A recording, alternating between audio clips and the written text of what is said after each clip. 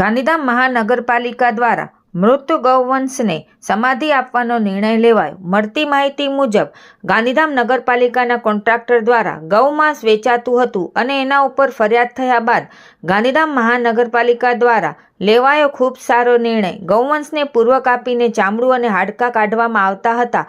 હવેથી ખાડો ખોદીને મીઠું નાખીને ગૌવંશને સમાધિ આપવામાં આવશે।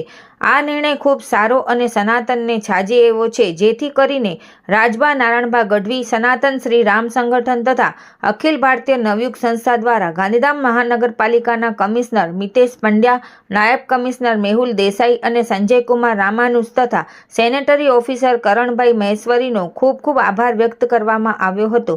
આ સાથે ગૌવંશને સમાધિ આપવાનો નિર્ણય લેતા તેજાભાઈ કાનગડ અને પડાણા પૂર્વ સરપંચ વાઘજીભાઈ આહિર દ્વારા એક ડમ્પર મીઠાનું આપવામાં આવ્યું, તેમનો પણ આભાર વ્યક્ત કરવામાં આવ્યો છે। રિપોર્ટ ભારતી માખીજાણી, ગાંધીધામ।